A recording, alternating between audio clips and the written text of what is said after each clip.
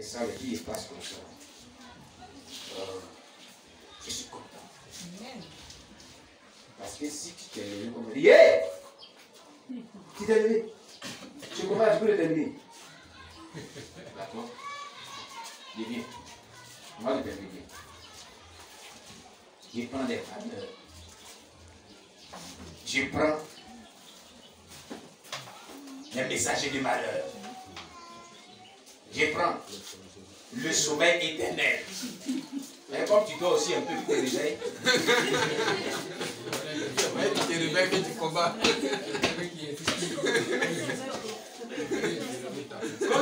C'est quand tu veux le sommeil profond, tu le sommeil profond, tu veux m'attaquer. Mais le sommeil éternel dont on ne se réveille plus, je le prends. Comme tu veux terminer le combat, tu vas le terminer dans le sommeil, tu te réveilles. C'est pas moi qui l'ai dit aux ailes dans la Bible. Vous voulez les références? Dimanche prochain. Ne manquez pas dimanche prochain. Donc on va prendre cette âme-là. Amos 4, verset 2. Amos chapitre 4, verset 2. Et faites moins de bruit les enfants. Que Dieu nous donne vraiment un point pour école de dimanche.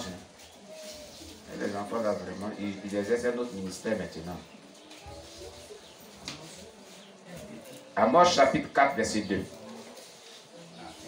Le Seigneur l'Éternel l'a juré et par sa sainteté. Voici les jours viendront pour vous où l'on vous enlèvera avec des crochets et votre postérité avec des hameçons. Vous comprenez? L'Éternel a juré par sa sainteté. Ça, l'Éternel prend un être très sérieux, très redoutable. Vous comprenez? Il dit, voici les jours viendront pour vous où l'on vous enlèvera avec des crochets et votre postérité avec des hameçons. Vous connaissez comment on appelle cette âme-là? L'hameçon de l'Éternel. Il dit, Seigneur, je lance l'hameçon de l'Éternel contre mes adversaires. Et c'est une âme qui est très très redoutable contre la sirène des eaux. Le royaume marin, la sirène des eaux marines de nuit, femme de nuit, esprit de célibat. Voilà. C'est une âme. Et les agents de la reine de la côte, c'est une âme qui est très redoutable contre eux. Très redoutable. Si tu as un problème de mari, d'une femme de nuit qui est fatiguée, tu molestes dans les songes, tu couches les femmes, tu couches les garçons toujours. Il faut prendre ça. Il y a un problème de sirène des eaux. Esprit Wata, Papi Wata, Mami Wata, tu fatigues. Il faut prendre ça. Amen. Et tu programmes ce passage, Amos 4, verset 2, et tu dis, j'envoie le hameçon de l'Éternel contre tous ses adversaires pour qu'on les arrache avec les crochets, pour les détruire. Au nom de Jésus-Christ. Amen, amen. Bon, pour la suite, c'est chaque dimanche. Non, chaque dimanche ne manque pas. Alléluia. Chaque dimanche ne manque pas. Dimanche prochain ne manque pas. Alléluia. La dernière fois, on avait prié ensemble. Aujourd'hui, on ne va pas prier ensemble parce qu'on est trop en retard. Amen. J'ai fini ces âmes spirituelles là dans les veilles d'intercession qu'on fait ici tous les vendredis. Donnez-moi un stylo. Je vais voir là où je suis arrivé. Là, pour ne pas qu'il me répète dimanche prochain. C'est tellement beaucoup. On a pris aujourd'hui 6. On a eu 6 âmes. Mais bien avant ça, on avait vu comment annuler les programmations diaboliques. Amen. Dimanche prochain, la suite. Il ne faut pas manquer. Qui est content? Qui est content? Acclame le Seigneur.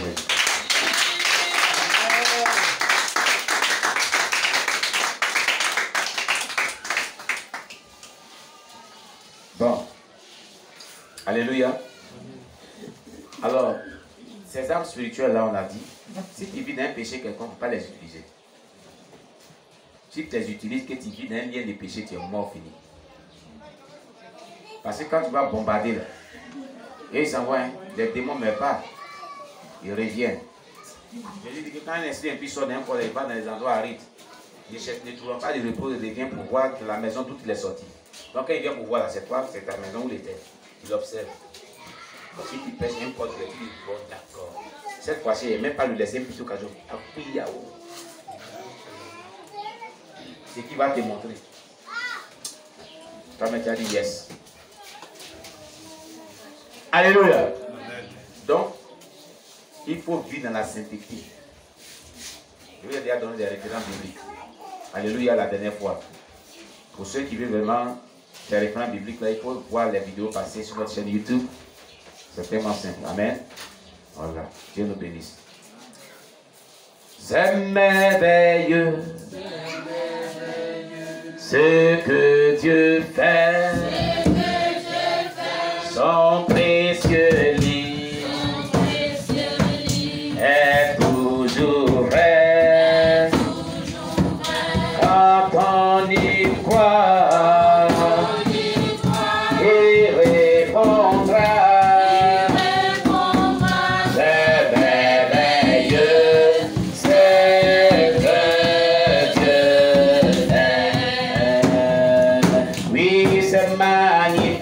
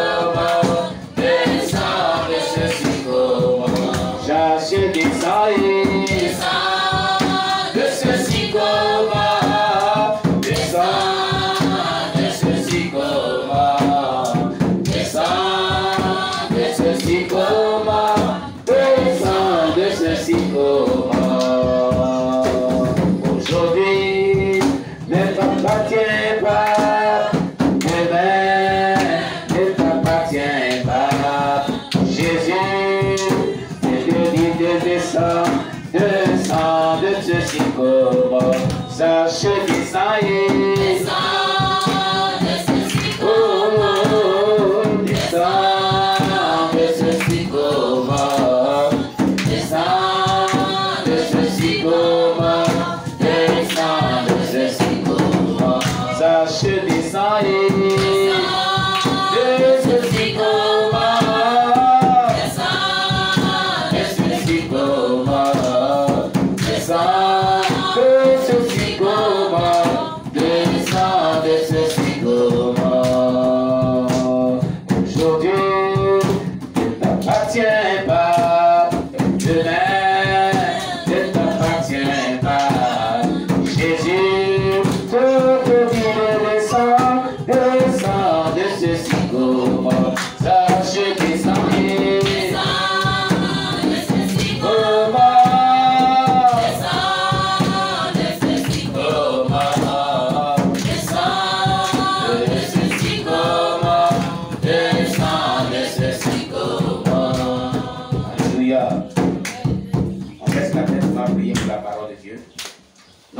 notre Sauveur, nous te rendons toute la gloire, nous te célébrons, nous te magnifions pour ta parole qui est vie et esprit, qui est la source de restauration de notre foi. Bénis ta parole et donne-nous de pouvoir comprendre ta parole, donne-nous de pouvoir vivre ta parole, pour que nous puissions hériter le royaume des cieux, pour que nous puissions vivre une vie chrétienne victorieuse, pour que nous puissions être un modèle comme le sel de la terre, comme tu l'as bien dit. Seigneur, pour ne pas que nous perdons la saveur, parce que tu as dit, lorsque le sel perd sa saveur, il ne sert plus à rien, il ne sert qu'à fouler au pied, jeter vraiment au dehors. Nous ne voulons pas être vraiment du sel qui perd sa saveur. Alors aide-nous à demeurer dans la foi au nom de Jésus-Christ. Amen. Amen. Que Dieu vous bénisse. Alors, ça va faire aujourd'hui, je crois, 3 dimanches ou 2 dimanches, à cause des cultes un peu spéciaux. Nous n'avons pas parlé des dossiers vides, de thèmes sur les dossiers vides, de la révélation du ciel et de l'enfer de Kinsey Ubani. Alléluia. Et vraiment, aujourd'hui, nous allons parler de cela. Amen. Pour que vraiment, nous puissions vraiment toujours espérer vraiment, dans l'attente du retour de Jésus-Christ, vivre une vie de sainteté véritable pour hériter le royaume des cieux. Alléluia. Il y a certaines choses que vous devez comprendre. Je vais faire un petit récapitulatif. Alors, nous avons vu que depuis ce temps-là, dans le témoignage du pasteur nigérien Kinsey Ubani, on est arrivé à la page, je crois, 22. Et toutes ces pages qu'on avait vues, on avait vu comme cela que chaque fois que les gens, les dossiers étaient vides au ciel, Jésus les prenait, les jetait en enfer. Qu'est-ce qu'on appelle le dossier vide? On a pris une référence biblique qui atteste ce fait-là dans le livre d'Apocalypse. Apocalypse, je crois, 21, verset 11 à 15, où Dieu dit que Jean, l'apôtre Jean, a eu une vision du ciel.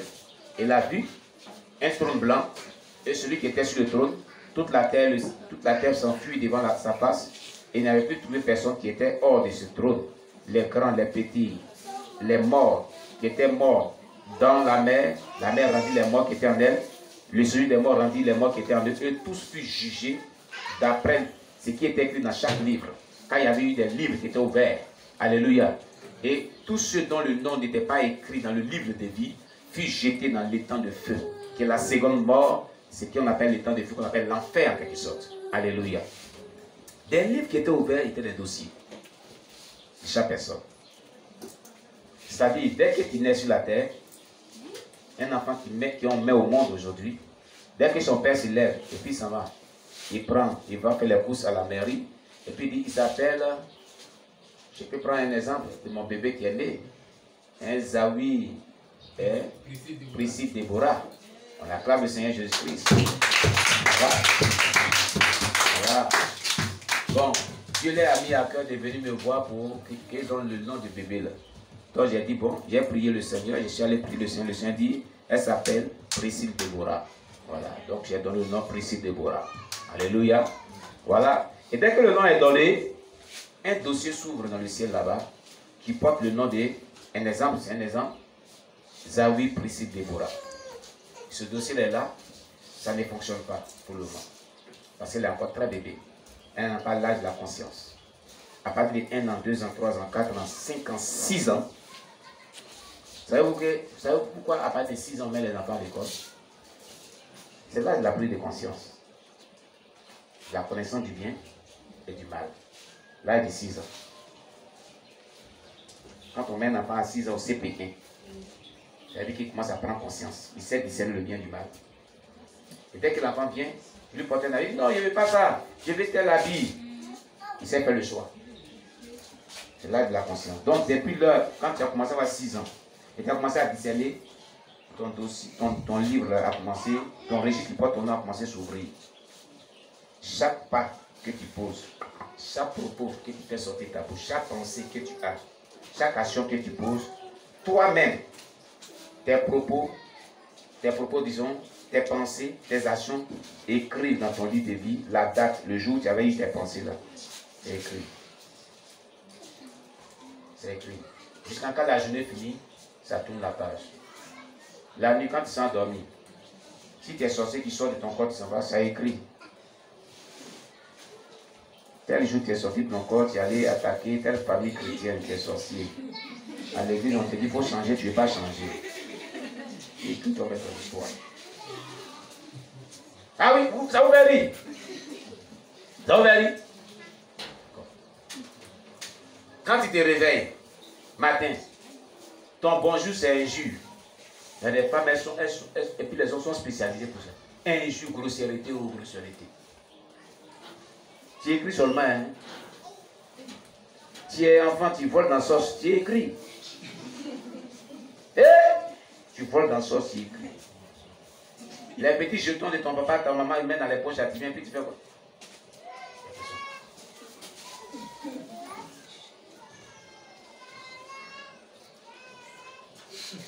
Je suis ça, comme si je n'ai rien fait. Tu écris. Tu écris à l'école. Quand le devoir chaud jusqu'en... Les élèves vont nous tuer. On acclame le Seigneur Jésus. Quand le devoir, l'interrogation, l'élève disait que la veille n'a pas posé. Quand le professeur dit, prenez la feuille. Comment tu peux dire prenez la feuille? Il n'a pas posé hier, puis il prenez la feuille. C'est le péjaourier. Arrêtez-moi de m'expliquer ici. Aujourd'hui là, j'ai triché ou hier. Maintenant, la femme elle est blanche. Il sait qu'il n'a rien étudié. Donc, le devoir passe et dit, voici. On laisse-moi. Si on va t'appeler pas dedans, on pousse t'appeler là-haut. On laisse-moi. On pousse là-bas. Qui ronronne là-bas là? Le procès dit qui ronronne là-bas? Attention, les élèves sont très dangereux. Alléluia. Très dangereux. Donc carrément, scanne ça. Maintenant, en autre temps, il n'y a pas Android, hein? Il y a Android, scanne ça. Il fait comme quelque chose tomber. Puis quand il tombe en bas, là, il scanne. Puis là, maintenant, il fait relation portable. Maintenant, les portables, là, les procès, ils prennent le portable, ils déposent le portable sur la table. Tu triches, tu écris dans ton lit. Et la mère, allez tricher. Vous allez voir, elle est le Saint-Esprit. Alléluia. La tricherie, on voit l'enfer. C'est la vérité. C'est du vol. C'est la malhonnêteté. C'est pas bon, tu n'es pas dans la vérité. Alléluia. C'est pas bon. Alléluia. Mais toute la société, elle est corrompue. Tu as fait ton petit papier, on dit qu'il faut mettre quelque chose en bas, l'argent. Tout est corrompu. C'est un signe qui atteste que Jésus n'est plus loin. Le monde est corrompu dans tous les domaines. Même simple papier. Voilà, mon fils est venu le voir hier. Simple papier va faire pour avoir sa carte d'identité là. Le monsieur dit, après des semaines, il dit, demain c'est le dernier jour. Avant ma 2000 francs. Mais il fallait me dire, il y a des 20 francs depuis longtemps, il y a mis des jours, on va dire, et puis il dit, c'est le dernier jour. Regardez ça où maintenant? Oh, on dit, on ne donne pas 2000 francs, c'est gratuit. Toi, tu lui donnes 2000 francs aussi. Hein? Il fait ses calculs. 2000 francs, 2000 francs, 2000. S'il y avait au moins 1000 personnes, 1000 fois 2000. Où est-ce que ça fait? Hein? Ah bon? Vous jouez avec ça, les gens se tapent dessous, mais c'est démoniaque. Ça les attend aussi. Au jugement. Amen.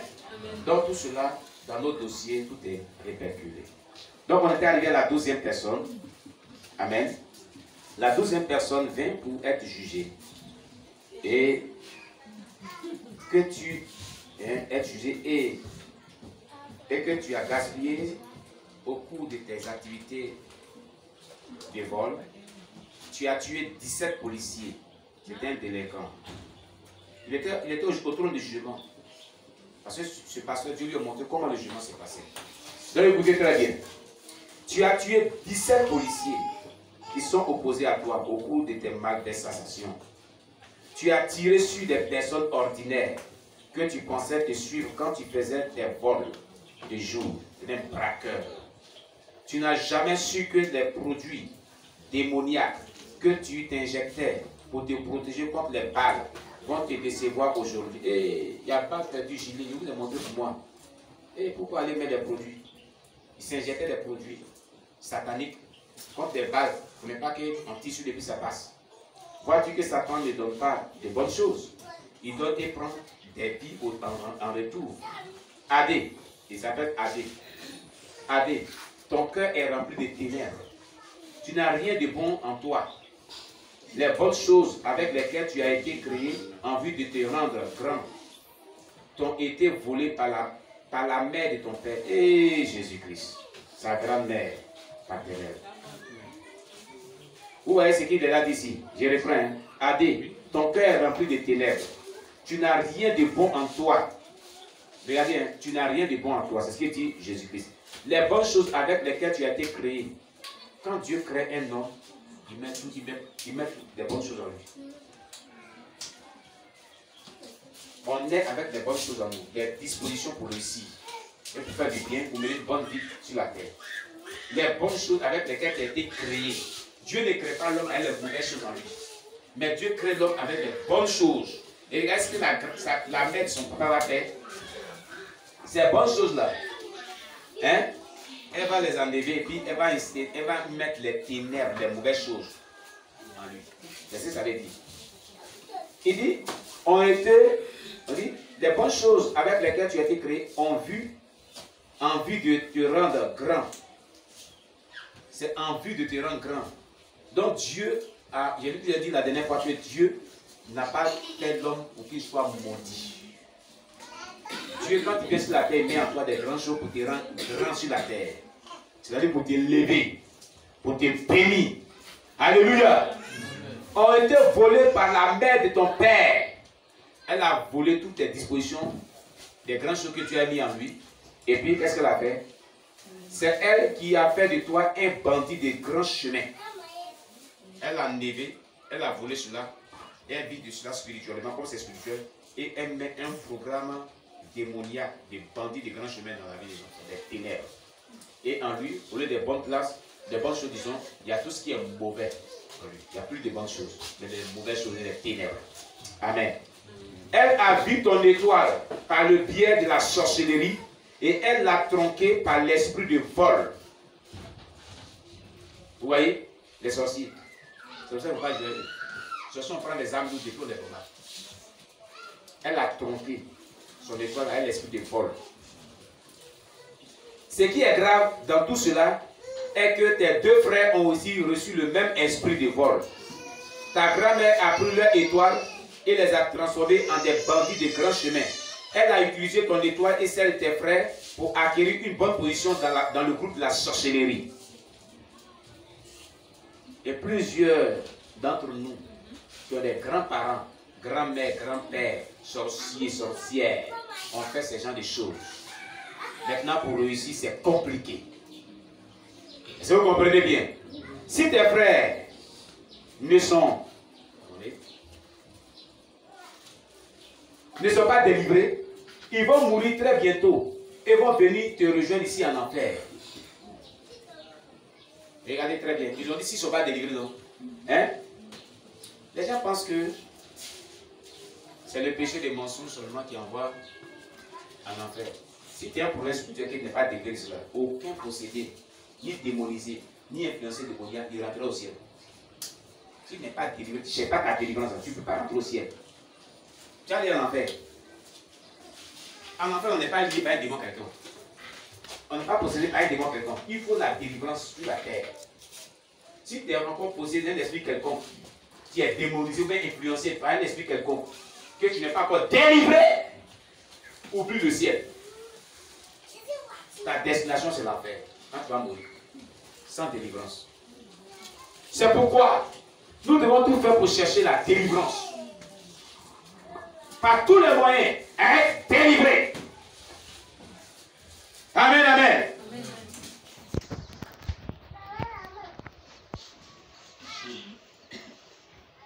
Alléluia. Adé l'appela Jésus. Tu n'as aucune part dans mon royaume parce que tu es plein de ténèbres et les ténèbres ne peuvent pas entrer dans ma lumière. Vous voyez? Alors Adé s'est mis à demander pardon et plaider pour une seconde chance. Mais Jésus-Christ lui a dit, Adé, tu ne m'as jamais connu quand tu étais en vie. Tu ne peux pas me connaître Maintenant que tu es mort, parce que les morts ne peuvent pas adorer le Seigneur, seuls les vivants peuvent le faire. Tu vas maintenant en enfer. Immédiatement, une voix retentit. Dégage. Je ne te connais pas, fils du mal. Et un vent vint l'emporter en enfer. On ne joue pas avec la vie. Elle est précieuse quand tu nous la donnes sur la terre. Quand on te parle, tu ne veux pas écouter. On te parle, tu ne veux pas écouter. Voilà ce qui va t'arriver demain.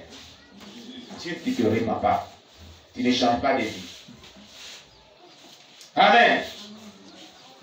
La personne suivante vint se tenir devant le tribunal pour recevoir son jugement. L'ange ouvrit le livre de vie, mais son nom n'y était pas été trouvé. Alors Jésus-Christ lui dit, Musa, crois-tu maintenant que moi, Mahomet ne peut pas sauver et que je suis le seul à pouvoir le faire?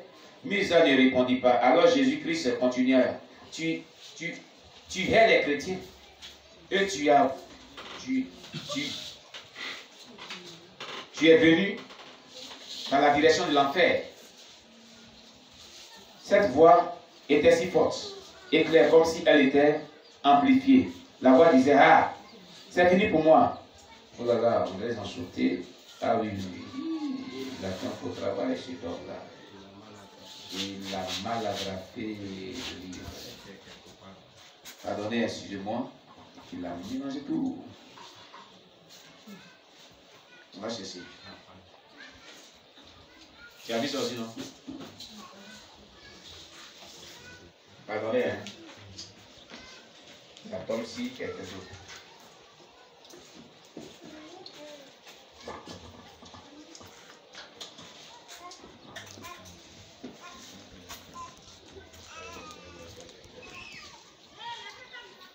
Amen. Voilà. Donc,